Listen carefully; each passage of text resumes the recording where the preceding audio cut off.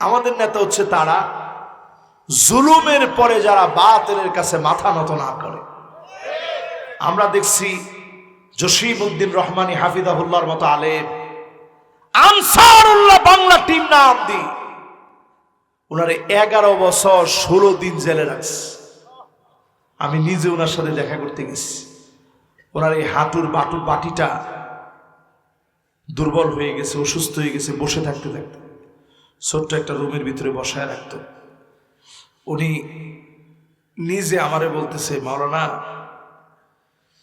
আমার কোনো দুঃখ লাগতো না, আমি মনে করতাম দিনের জন্য একটু পরীক্ষা দিচ্ছি,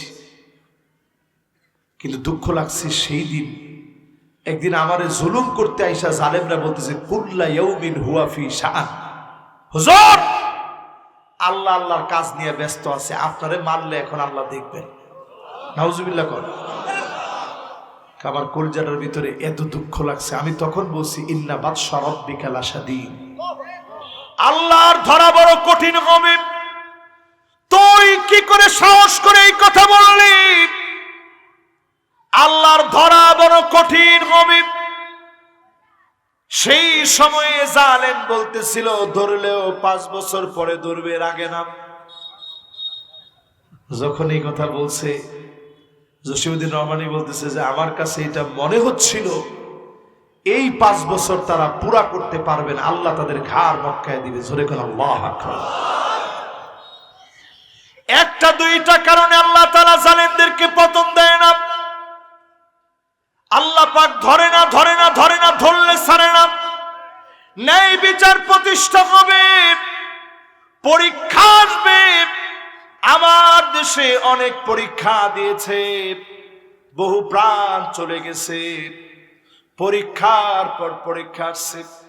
স্বাভাবিক দেখবেন বোর্ড পরীক্ষার ভিতরে যদি প্রশ্ন খুব কঠিন হয়ে যায়, টিচারদেরকে খাতা দেওয়ার সময় বলা হয় প্রশ্ন খুব কঠিন হয়েছে, খাতাটা সহজ করে দেখবেন। ঠিক কিনা কোন শিক্ষকরা কোন ঠিক নেই? ঠিক।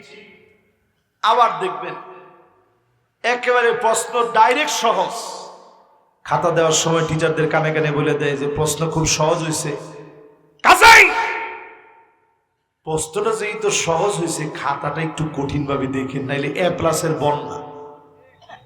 এত A+ নিমুকই সব A+ পাবে।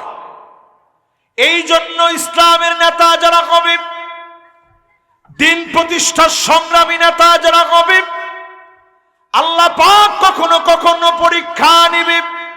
এই পরীক্ষার ভিতরে যিনি উত্তীর্ণ করে কবুল করে নেবেন তিনি কে?